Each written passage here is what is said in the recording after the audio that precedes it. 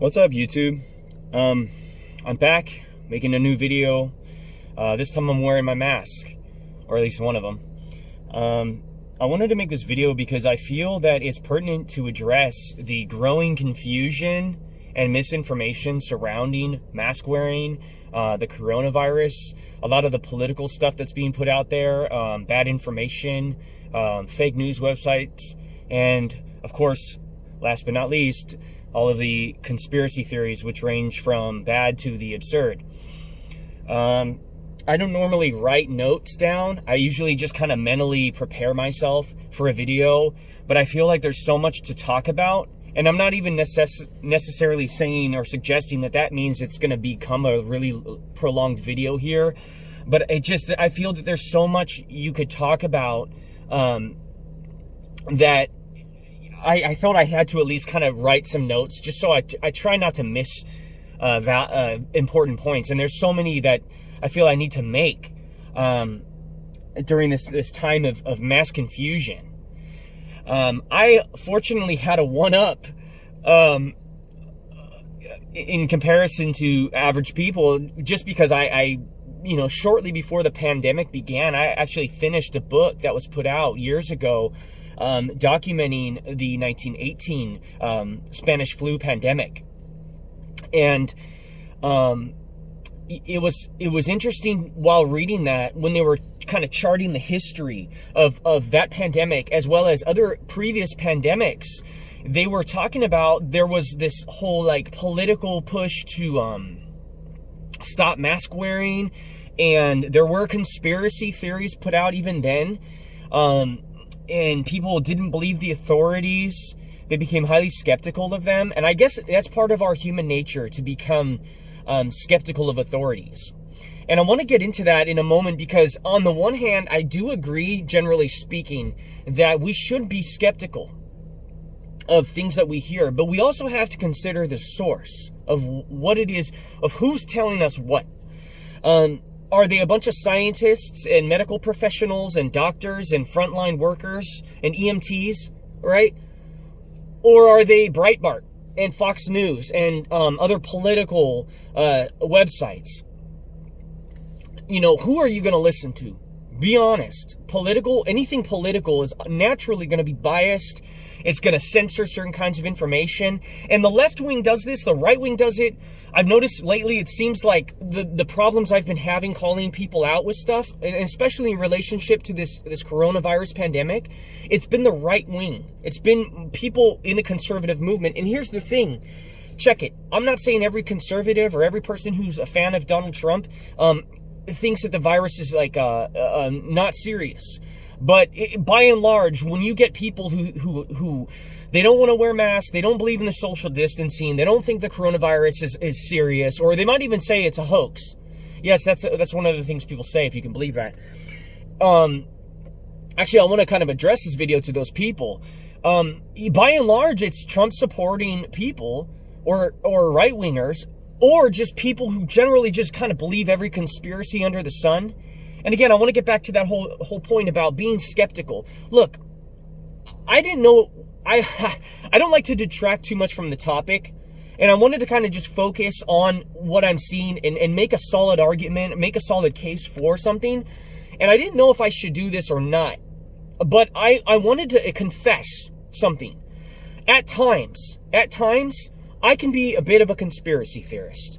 And what I mean by that isn't that I'm irrational and I have a tinfoil hat and that I just believe every nonsensical thing that people put out there, especially online. But do I believe everything authorities are telling me? Well, I guess that kind of depends on who those authorities are and what kind of possible motives they might have. So, for instance, if it's a highly politicized event, and maybe it deals with something like, I don't know, an assassination, or some cover-up of some kind. Maybe there's been some fraud, or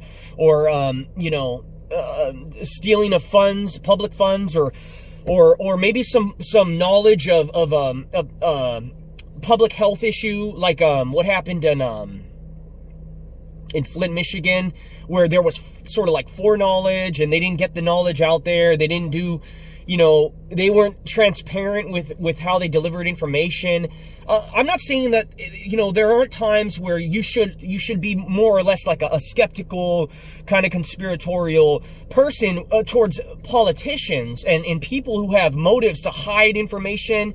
Maybe if it's financial or political or if it comes to like warfare, you got to question, the build up to a war. Like, I'm not saying don't ever question authorities, but the problem I'm having with what I'm seeing is with this coronavirus stuff, a lot of it is questioning doctors, it's questioning nurses and healthcare professionals, it's questioning scientists with lab coats. It's acting as if the entire medical and scientific community, not just here in the US, but all across the world, is all in this giant conspiracy to lie to us. And it goes from the allegations range from the virus doesn't even exist, period, and they're just literally making up on the death certificates that people are dying of coronavirus, the COVID-19 disease, when they die of gunshot wounds and car accidents, which is patently absurd. Okay, you couldn't get away with lying like that. Number one, okay, you cannot get away with those kinds of lies, and that many people would not be in on something so atrocious. There was a documentary that came out, and it was perspectives on the pandemic, and it was like this nurse who kind of went undercover, but she was debunked, and she was already outed as a sort of like anti-vax nurse. And she was doing things that are against HIPAA, and they're like giving off medical charts and not censoring patient information and stuff like that. But it was pointed out that she didn't even like weigh the other side of the story, which you got to do this in anything. You always have to look at what is the other side saying, especially in politics, because that's one thing I do is I subscribe to conservative channels. I subscribe to libertarian channels. I subscribe to Democrat and Republican channels. I subscribe to independent stuff, non-political stuff, foreign and domestic stuff. I have a mix of everything, Green Party, whatever. I just listen to everybody. I kind of like hearing all the different opinions on stuff. And I like hearing, like, if you have a debate and there's like a panel, and they can weigh the evidence and have a counterpoint. That's what you got to do. The problem is a lot of the people promoting bad information are really just promoting biased stuff, and they're only listening to like a small group of people who may be doctors, who maybe they don't have the right credentials or the right experience, or maybe they do. But again, it's always like a tiny fringe, and they're only focusing in on like this tiny fringe, and they're not being critical of them at all and skeptical of these people. And that's the thing. It's just, you gotta entertain both sides. Why is it, my question, why is it that you're so skeptical and so unwilling to accept the mainstream narrative on coronavirus and on what's going on in these hospitals, when it's like all the medical professionals and all the hospitals around the world are kind of in on this together, collecting data and dealing with patients and dealing with treatments, but you're so quick to believe that like 2 or 3 people that speak out, and they don't even necessarily all speak out about the same thing. You got to keep that in perspective here. Even when you have a group of people like those frontline doctors, that thing that went viral, they didn't even all say the same thing. So you had that one Emmanuel. There's this doctor, she was, I forget her name, Emmanuel or whatever. She was like this doctor who was saying that they have a cure and they're just like lying and keeping it, and we don't need masks. And it was like super debunked. That's what's so funny is like, you got to look at like the debunking. And again, I'm not saying that like fact checkers are always neutral, always unbiased. There are some fact checks that have happened that I feel that they in and of themselves might need to be looked at, but that's fine. That's just part of the process. You want to fact check the fact checkers, of course. Don't believe that somebody claiming that they debunked something means that they actually did. I get that, believe me. However, if you haven't even done like a preliminary fact check, if you haven't even done like a preliminary, a cursory, like, okay, let me just see if this even, if the glove fits, if what they're saying, who is this person talking, number one? And number two, is there anybody speaking out against them? And that was like what the main problem was with this lady, this undercover nurse, is she went to this hospital in New York and she didn't like represent any alternative viewpoints. It was just literally what she was saying, and it was so egregious. She was literally implying that like the doctors were coming in and they were like intubating and ventilating people and basically killing them when they were like, they weren't going to die. It was like completely unnecessary, like literally basically murdering people just so that they could get money. I mean, how retarded is that? Like, do people really think that these people would get away with murder? Not even talking about like the medical liability and like the damage it would do to the reputation of these hospitals and the entire medical staff, but to literally get away with murder, like mass murder. Dude, there would be so many whistleblowers who would come out, so many people, and you don't think they would do this? Do you not remember when the pandemic began? And all those Kaiser nurses came out in protest because they were getting threatened with job termination because they weren't allowed to bring in their own PPE, their own personal protective equipment, because they felt that the stuff that they were wearing, which a lot of it was reused, was not sufficient. It was not sufficient to keep them protected, okay? Here's the thing. Early on, a lot of frontline workers were getting killed because they were not wearing the right personal protective equipment. They were getting exposure to a high volume of the virus. And that's the thing I want to point out. When it comes to masks, why are we even wearing these masks right here? Why are we wearing these? Because aerosolized droplets is the main source of transmission of the virus, okay? Aerosolized transmission. And I'm not even going to argue and say that all masks are the same. It has been tested to show that N95 and surgical masks are even better than the cloth or fabric masks, okay? And I admit this one's a little bit loose, but it only seems to bother when I'm talking. Like right now I'm ranting, so it wants to slip, okay? Also, hand sanitizer, really quick point. Hand sanitizer, yes, antibacterial, but the thing is, and I understand that coronavirus isn't a bacteria, it's a virus, but I've already looked into this, and it actually does neutralize the coronavirus because of the way it's shaped, right? Okay, so back to my point about masks. They've already looked into this and done some preliminary studies on it, but even just using common sense, any kind of filtration is better than nothing. I don't assume for a second that I'm not going to catch the coronavirus, being out in public, being out delivering for Postmates, being in and out of stores and restaurants, and being around crowds of people. Now, mind you, I'm not going out there and standing in areas where there's a ton of people, or I try to keep that to a minimum. But the thing with the mask is, this is why if you can't social distance, you wear a mask. It's going to trap some of the virus. You want to get as much of it trapped onto the mask as is possible. Keep it at bay. And it's not just to keep yourself from getting it, where if you do get it, you get less of the virus, and thus you have a better chance of actually fighting off infection. But I wear it more so because I want to protect people, because I'm a generally healthy person, and I'm not saying the coronavirus doesn't hurt healthy people. By and large, a lot of people are asymptomatic. I might have already had the virus. I might have it right now and not even know it. That's why I wear this, because I want to protect people that might be immunocompromised, that might be elderly, or who might be susceptible to it, even if they're healthy. Because if you look into it, that why is it that some healthy people are getting sick, violently ill, becoming hospitalized, or even dying? Some of them, they think it's a genetic predisposition to the virus, that they have certain receptors, they have more of the receptors that the virus can attach itself to. Now, here's the thing. My girlfriend's aunt was hospitalized. She was barely able to breathe.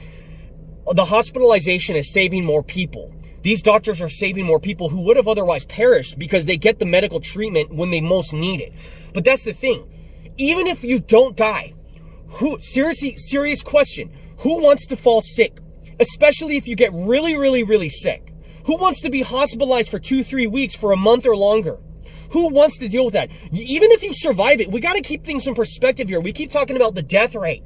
The death rate is obviously the first thing you look at when you're like, okay, how bad is this disease? But even if you don't die, do you want to be hospitalized? Because I might get the disease and be able to fight it. I might survive it. Yes, it doesn't have a high death rate. It's not like 50% of people who catch it, drop dead. This isn't Ebola, Zaire, but it is still a deadly pandemic. I don't want to get sick. I don't even want to get a headache and have an asthma attack or anything. If just wearing this mask could stave that off, protect me or my loved ones, that to me is worth it. I don't even care wearing this thing. I'm not having a hard time breathing. And by the way, this stuff about trapping CO2 or restricting oxygen, Totally bogus. They've done all sorts of experiments and tests on that to see, well, okay, is my heart rate affected negatively? Is my oxygen saturation lowered? They've already debunked that. Okay, and if some people are putting out that it does, we'll counter that with the people who are doing that and showing that it's not having any effect. Here's another thing that's funny. I see it a lot because they're like, okay, well, people are passing out and stuff wearing masks. Dude, cowboy up, okay? Cowboy up. Did you not know that there are literally masks that for years they have sold these things and they're supposed to simulate high altitude training that athletes use these things for? Literally, I knew this guy. He was an avid fan of using these masks, which and these aren't, I'm not saying like that's the same as this kind of a mask, but there are literally masks out there. They use them to restrict oxygen, and they go working out. I'm not talking about like they're walking around, picking up groceries.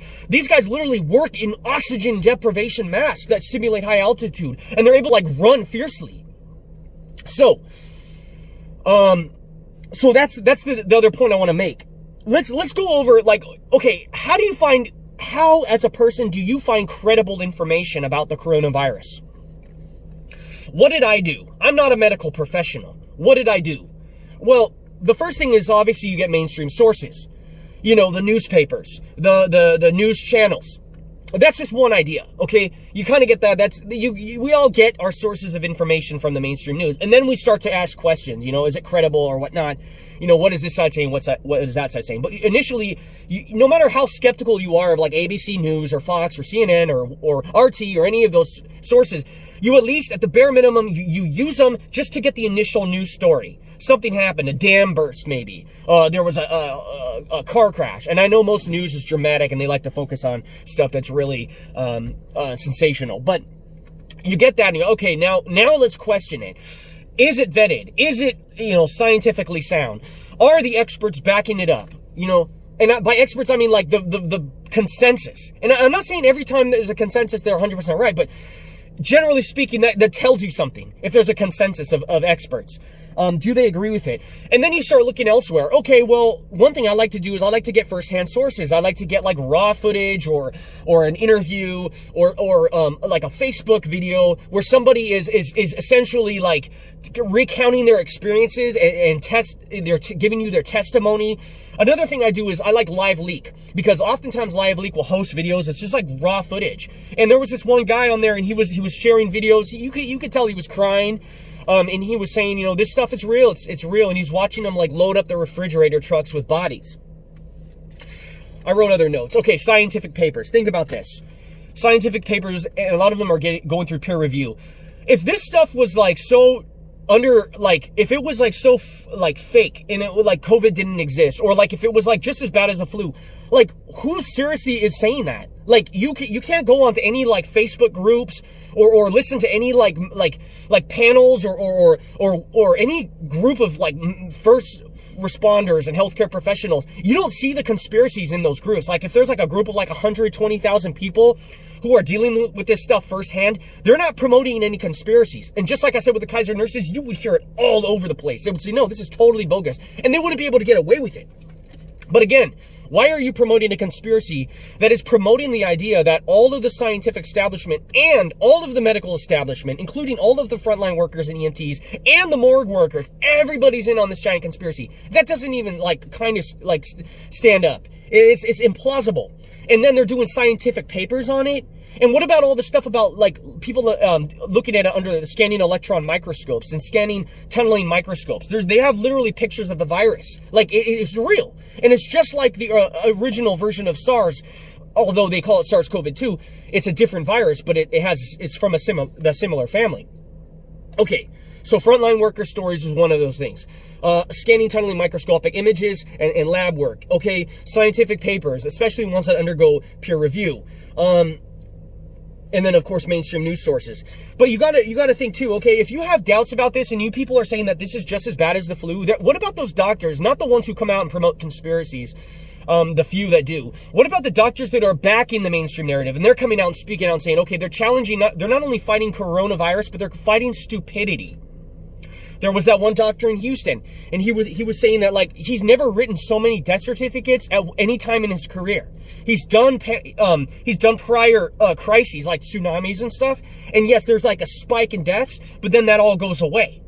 But he's saying this is constant. This is constant. He keeps signing death certificates, You know why we know this is serious? If you can't believe the official stuff being put out, and by the way, I want to point something out. What's funny is a lot of the people that have a problem with the coronavirus statistics, the sources like the CDC or the WHO that these people are saying are uncredible, that they aren't to be trusted on coronavirus. I have asked people about this. Why is it that they're so critical of the coronavirus statistics by these official bodies, but they're uncritical of the flu reporting?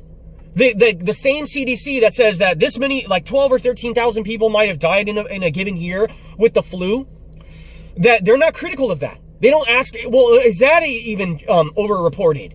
And that's what's funny is because I was reading an op-ed in the New York Times where this one doctor was saying that actually, you know what's funny? He doesn't really remember anyone of his patients dying from the flu.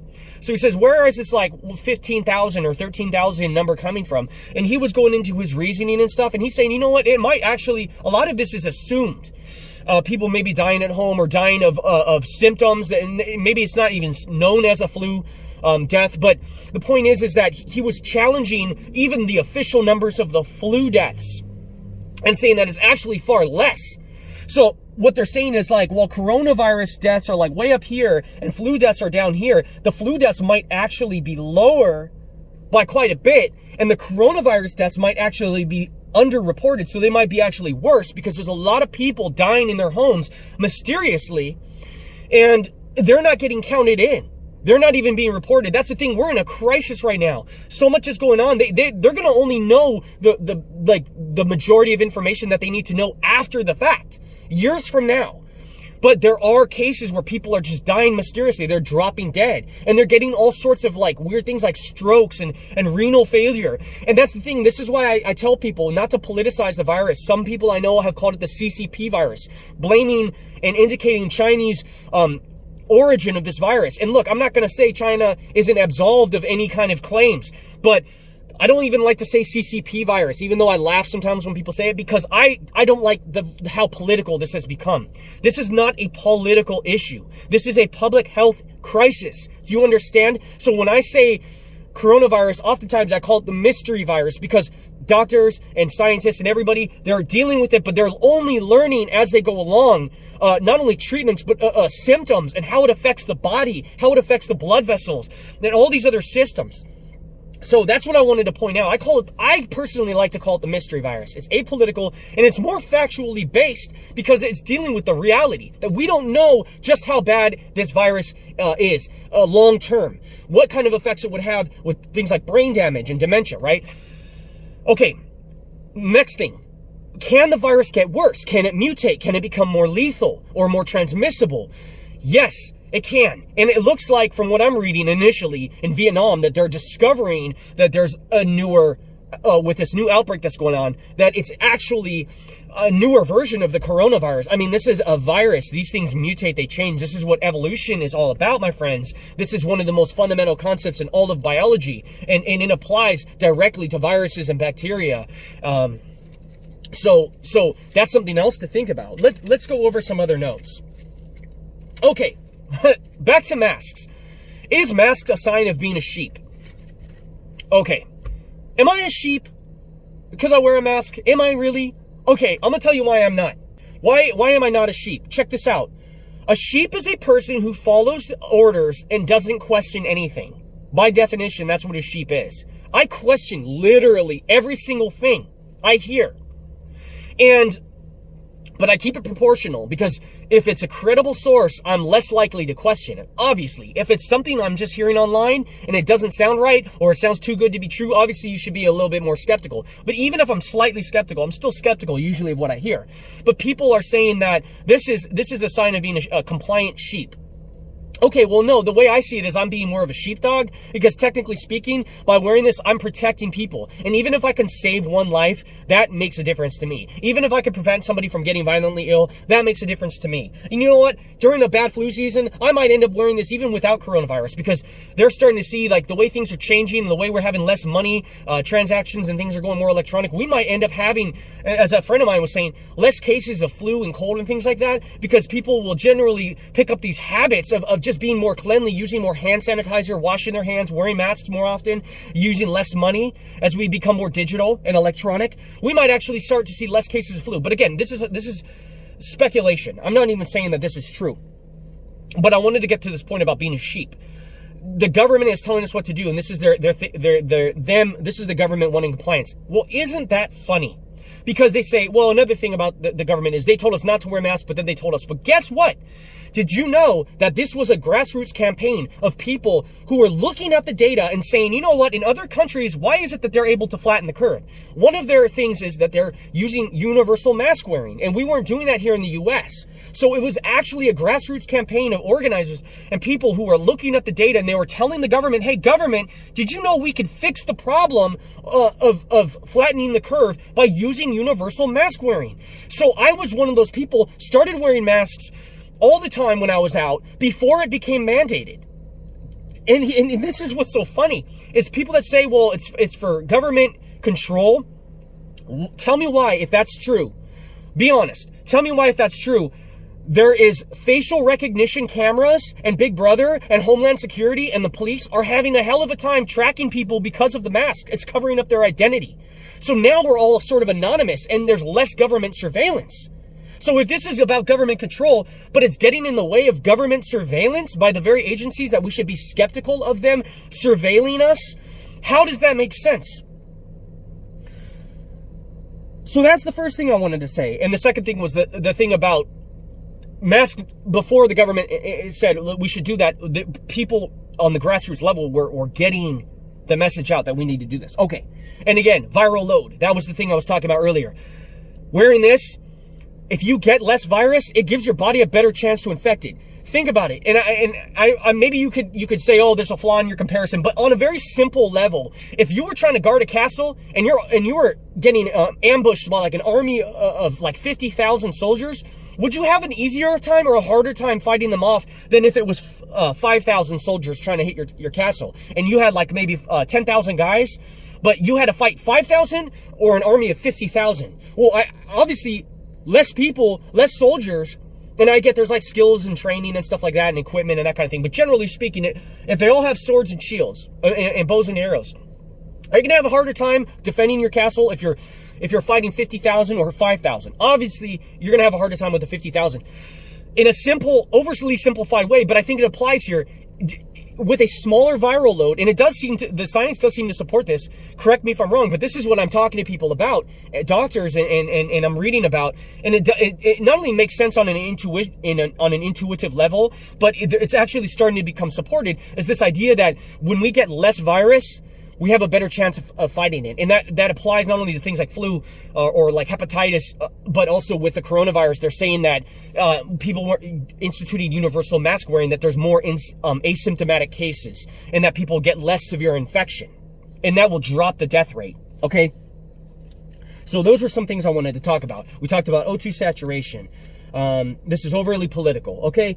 Now, going back really quick to those like Facebook live videos or live leak or whatever, there was a nurse, Sade Owen Z. She did this like viral Facebook thing, and she was talking about her experiences. And here's the thing: she, like myself, can be a little conspiratorial, doubting the government, not being very happy with the way the government has handled the crisis and questioning that. Yes, that they've looted the American people, that they've caused businesses to collapse and all these horrible things that they've done. And yes, I do think, politically speaking, the government screwed up. And yes, I do think the American government is up to some shenanigans. But I also think the Chinese government is also up to shenanigans. And I do question the origin of the virus, and I will get into that momentarily here. But she was saying that, okay, I don't put any of that past them. But we cannot let our guard down. We cannot act like this virus is not a threat and it's not real. And she was going into, you could look her up, Sade OMZ.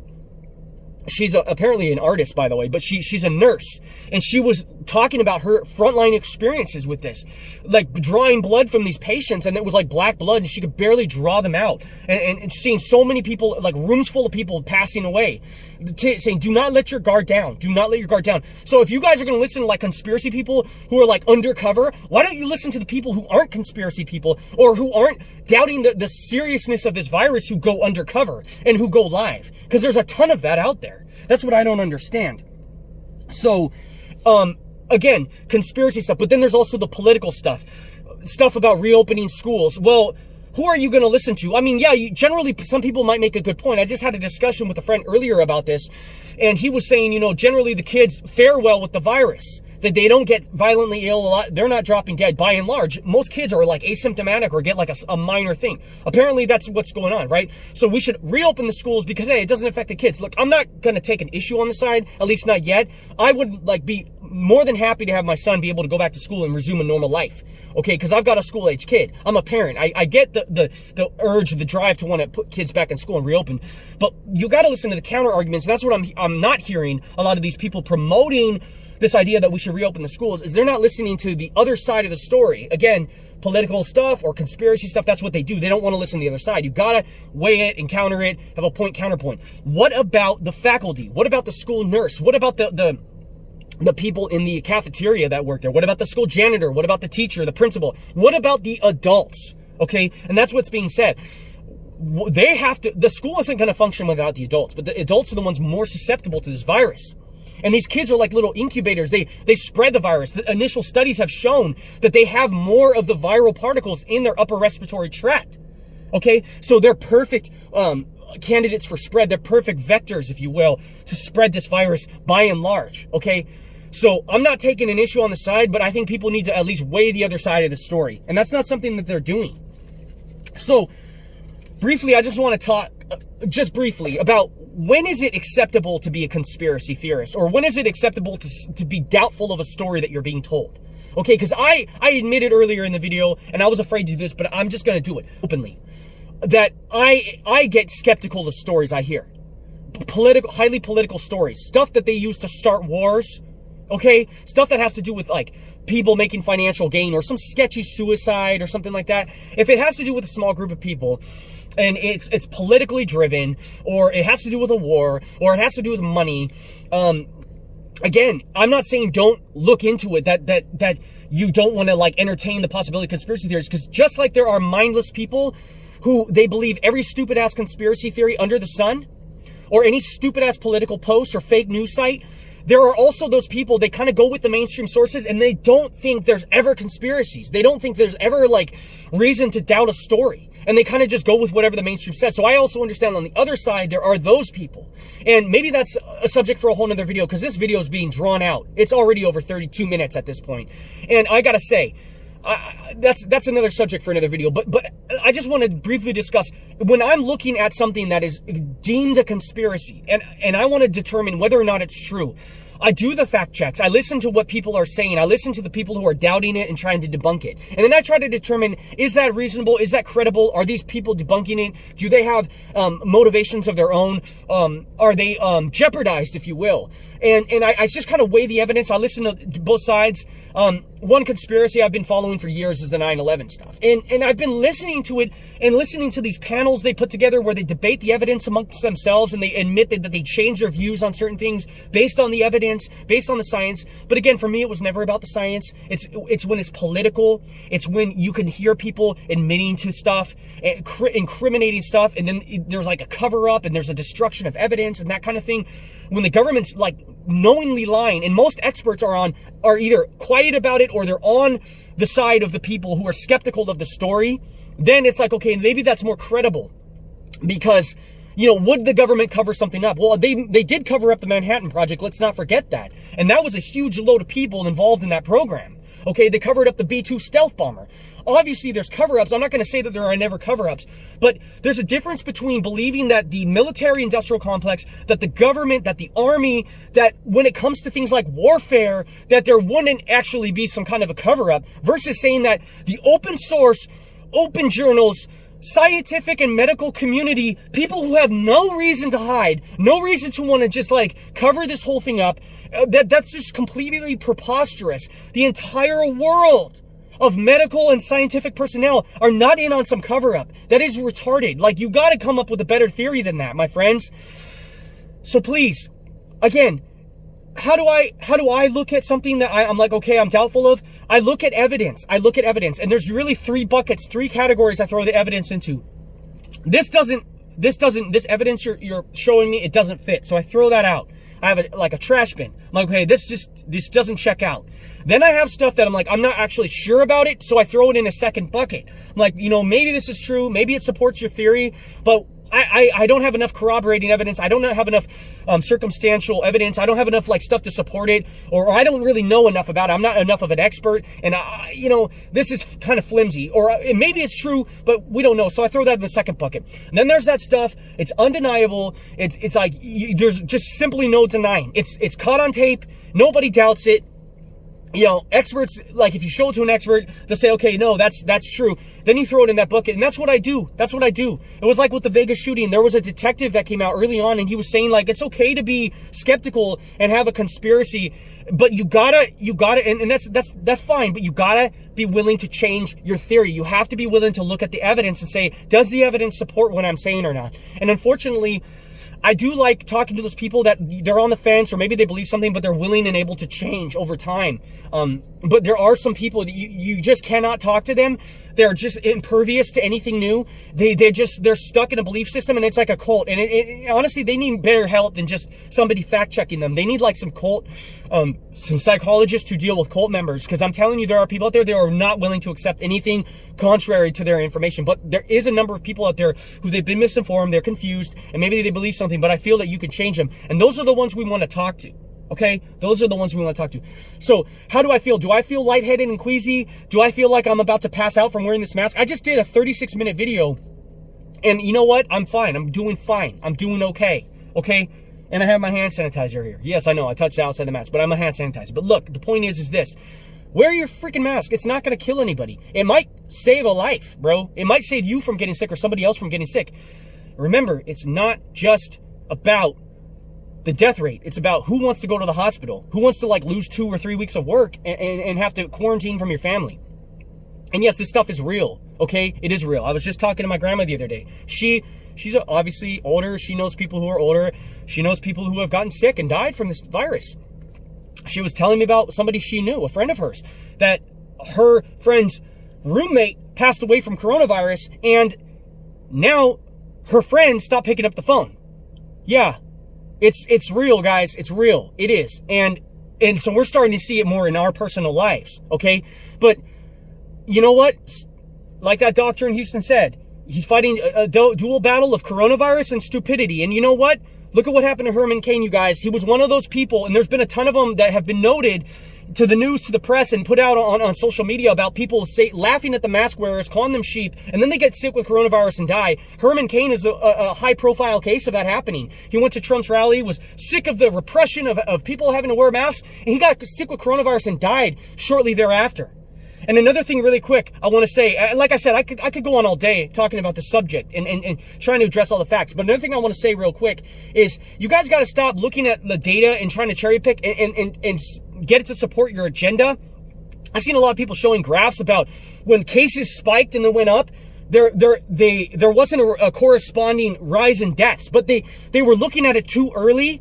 And what they didn't realize was that it takes there's a delay in time, several weeks time, where like symptoms show up, and then there's hospitalizations, and then eventually there's casualties or before people get released home. They were just looking at the initial spike and saying, well, you know, deaths weren't up, hospitalizations weren't up, and they were using that to push their agenda that this whole thing is like a hoax or overblown. But like, you guys need to think more logically here. Like, there's a delay from initial infection to when you're actually hospitalized or possibly killed by this thing.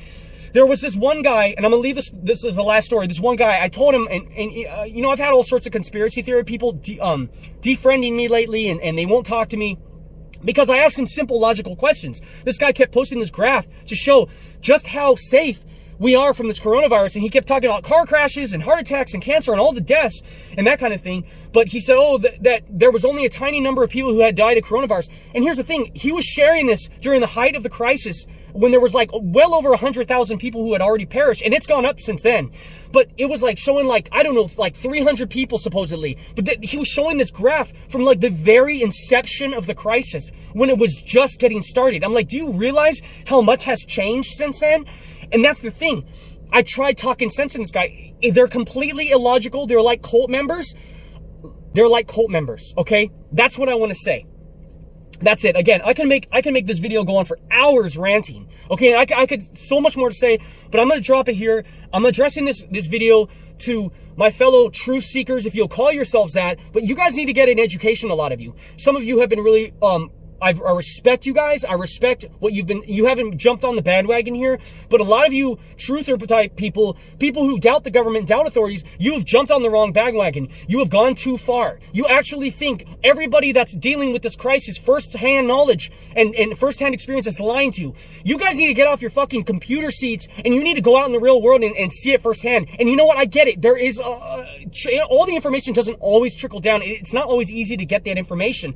That's why when I posted to that group, I said, can you guys, this is a group of like 100,000 frontline workers. I said, can you guys put out something for like just maybe some videos or something so I could show these people to get them to finally just shut up about that this thing is fake? Because remember when they're going around with the hospitals that they were like, weren't like all this influx of patients, but that's because they closed down the hospital and they like restructured how everything was working. And people are like, this proves this is early on in the crisis. This proves this crisis is fake. No, it didn't. It didn't. That was already debunked. They just changed the structure of the hospitals and created new COVID wings and stuff like that. They didn't want people coming near those hospitals. But I was trying to get these frontline workers to expose publicly what would happen, like what was really going on, what were they dealing with, and showing it to all these people who had political motivations or conspiracy or just had their doubts that what they were being told about this virus was true. And you know what happened? I got shut out. It happened so quick, I didn't even know what had happened. I just was like, what's going on? Maybe my internet's not working. They closed it because you know what that group was for? It was for people dealing with the crisis. They didn't want outsiders in there. They wanted to it was like a moral support, mental support group, a worker support group. But that's the thing. I'm not going to lie to you guys. I get sometimes it's hard to get information. I wish it was open and transparent as much as the next man. You know, I wish we could all just like, you know, like almost like a hive brain. We could all kind of see the same thing and then we would know the truth, right? But unfortunately, it doesn't work like that. So you got to use deductive reasoning. You got to look around. What are my other sources? If I don't fully trust mainstream news, what are my other sources? Well, interviews, listening to the hospital staff, like looking at the morgue workers. Like they're saying that there's this massive influx, okay? You know what I'm saying? Like lab workers, listening to the scientists, looking at the scientific papers, looking at the photos of the virus. Again, guys, this is real. You just got to look elsewhere. If you can't get it from here, get it from there and look around. Get your sources, vary it up. If you listen to this doctor who's supposedly exposing this, listen to a counterpoint. Listen to a doctor who's saying, no, this is real. Listen to other sources. Don't just cherry pick. Don't just get isolated and listen and be in your echo chamber. You guys got to branch out and do more. And this isn't just with the coronavirus, this is with everything. Okay? Because some of you conspiracy people are really stupid. Okay? And I've heard some of the things you said over the years. One of which is that the California fires were started by laser beams. And it's like, okay, well, how can you prove that the California fires were started by laser beams? And these people were like showing stupid ass videos that they alleged were evidence. And they were literally just fire tornadoes, which is a completely natural phenomenon. I'm like, and it wasn't even me, it was someone else said, and I agree. Lasers don't bend. Lasers are straight. Lasers are straight. They don't do this. That's a tornado. That's a totally normal, natural phenomenon. Yes, it's unusual, maybe, and it's beautiful, but it's a totally natural phenomenon. So what other evidence do you have? They say, well, the government has laser technology. Well, yeah, they've had laser technology, but just because they have the technology to shoot lasers into the bushes to start a fire doesn't mean that that's what they're doing. That's preposterous. And if they really wanted to start fires, why would they use lasers? Why don't they just start arsonism? Or arson. Why don't they just go burn it? They don't need to. I mean, you might as well argue that they're dropping napalm in the forest to start fires. Again, I'm not believing this conspiracy. I think it's completely bogus, right? It was the water and power company. Anyways, they already went through lawsuits about this. But the point is people will believe anything, and they don't have a scientific basis. And Americans, I hate to say it, we seem to be some of the dumbest. And I'm not saying there aren't people like in Mexico or the Philippines or any of these other countries, but come on, man, we're supposed to be like one of the most advanced countries, most economically fruitful countries in the world, but we have so much illiteracy, not just with reading, but like science and math and all these things. People are like really generally, like I don't even know that many people who even read books, sadly. But they all of a sudden are like experts on the Constitution and experts on healthcare and all these things, and they're doubting actual experts who spent their whole life and career dealing with this. And who are you going to listen to? Seriously, if you are going in for open heart surgery, are you going to listen to what, a heart surgeon or some dumbass online?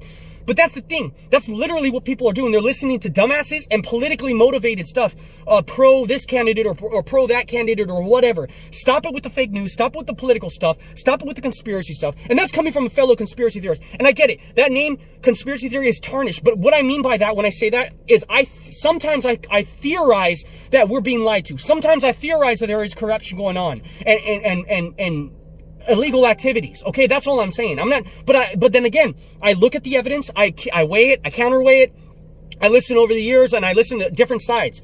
Okay, so but I'm not saying I'm that in an irrational way. I'm saying I'm a theorist in a rational, not an irrational way, but a rational way. I mean, I weigh the evidence, and I'm willing to change my mind, and I have changed my mind on a lot of stuff. I have. Vaccines is one of those things.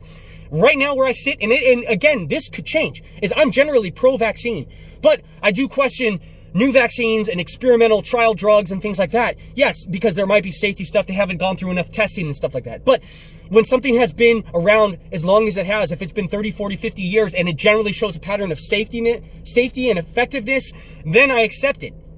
And I look for the data, I look for the science, and I'm not a scientist per se as a career, but I have a little bit of scientific background in the sense that I've taken science, college level science courses. I used to read Scientific American, Skeptic Magazine, all these things. Like I get it enough. I get it enough. And I can talk to scientists, I can talk to guys who work in stem cells, I can talk to doctors and have an intelligent discussion. And I don't automatically assume they're lying to me because they don't promote some crazy worldview that you guys might have found online. And that's the thing, the internet. There was a CEO, a guy from Silicon Valley. He was like a tech CEO or whatever. He went viral. I'll have to find the video. Maybe I'll talk about it in another video. But he was talking about why we need to get off social media, why we need to get rid of our accounts, because it's really bringing out the worst in people and it's really amplifying the worst kind of voices. Okay, so be skeptical of what you hear, but be careful of who you're skeptical of. Why are you being skeptical of authorities who they spend their life dealing with this line of work, but you're not skeptical of people who are supposedly blowing the whistle, who themselves are not credible people? So we have to get back to who is and who is not credible. Okay? Do you understand me? Credible sources. So this is what we have to look for. Yes, just like 1918, the pandemic, back then there was also political motivations. There was also political anti-maskers. There was also conspiracies. How funny that history repeats itself 100 years later. How will this virus react when we get a bad flu season? What if it mutates during the second wave? How will that compound the problems? You see what I'm saying? So there's a lot to look at, a lot to think of here. But all I want to do is recommend to everybody, start looking into other sources. Start looking at the science journals. Start looking at the Facebook groups or doctors groups or panels, and listen to like people who are like talking about their front-hand experience. And not only that, one nurse who's a conspiracy anti-vax person, but like listen to people who have no agenda. They just want to talk about what they've experienced and how frightening it is. Okay, and I'm gonna leave it there because look, this video is already 47 minutes. This is the longest video I've done. I could go on all day. I could go on all day, but please, guys, this does not make you a sheep. It makes you a sheepdog because you're protecting people by wearing it. Okay, now I got to get back to work. Okay, but cheers and do your research. Okay, thank you. Bye.